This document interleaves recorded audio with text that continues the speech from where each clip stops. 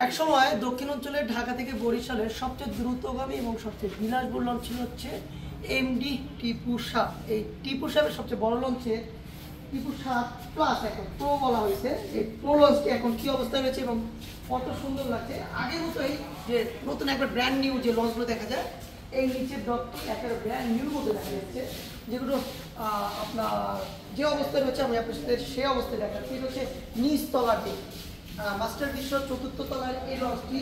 আমরা এখন দ্বিতীয় তলায় যাব। দ্বিতীয় তলায় কি অবস্থায় রয়েছে সেটাই দেখাবো। তো একটু দেখাই, সামনের স্পেসটি পুরো পরিষ্কার রয়েছে, মানে পরিষ্কার পরিচ্ছন্নতা রয়েছে। এবং দ্বিতীয় তলায় টিপু 7 লঞ্চে, এই টিপু 7 লঞ্চের দ্বিতীয় তলায় দেখতেছি ভালোই, মানে মোটামুটি বরিশালে যে লঞ্চ রয়েছে ওর থেকে একটু স্পেস কম উঠার জন্য দ্বিতীয় তলায়।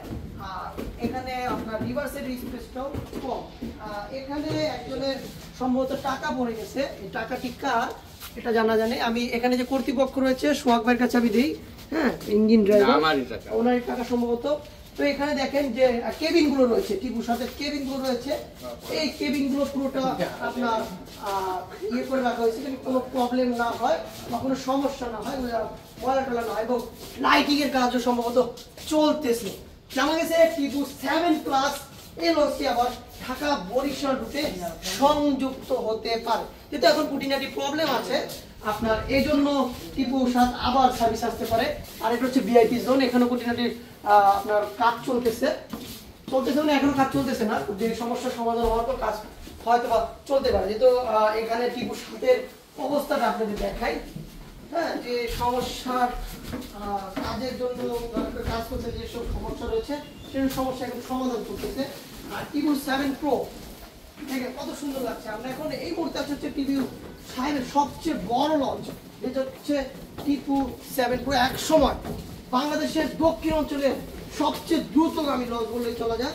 এখনো জানি না যদি টক্কর দেয়, আপনারাই বলুন, এম খান 7 নাকি সুন্দরবন 16 নাকি আপনার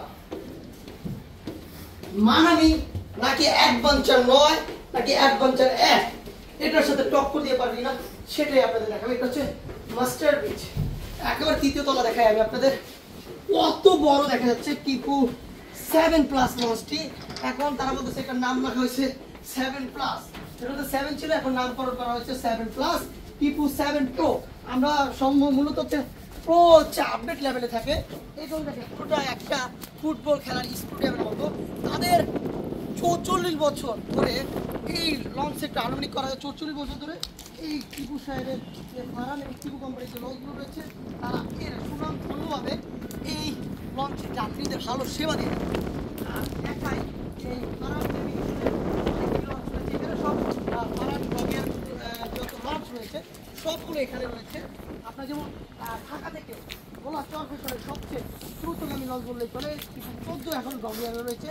ফারান 6 রয়েছে ভোলা চরফেশনের দৌলত খান, তারপর হচ্ছে ফারান 10 রয়েছে হাতিমুদ্দিন মনপুরা হাতিয়া চলাচল করে। আর টিপু 7 ক্লাসের কথা না বললেন না, বিশাল বড়। বরিশালে যে সবচেয়ে বড় বড় লঞ্চ রয়েছে, এমকান সুন্দরবন 16, মানামি, অ্যাডভেঞ্চার, পারাবত 18, সে তুলনা হয়, বাট আপনার প্রশস্তে একটু কম, মানে আপনার মোটার দিক দিয়ে একটু কম, বাট এটা বিশাল বড়। বাট এটা কি 1 ইঞ্জিনের নাকি 2 ইঞ্জিনে চলতেছে? সোহাগ ভাই আপনার জানতে চাই, এটাতে কি ইঞ্জিন ব্যবহার করা হয়েছে? ডাইএক্সো। কত হর্স পাওয়ারের?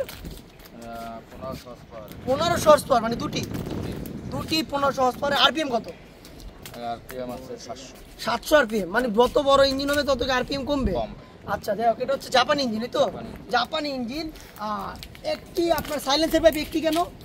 অন্যান্য লঞ্চে তো দুটি এক সাইডে থাকে। এটা একসাথে টানা হয়েছে, তো এই জন্য এক সাইড দিয়ে উড়ে দিয়েছে, জায়গা স্পেস কম। আচ্ছা, দেখাই আমি একটু এক সাইড উঠিয়ে দিছে।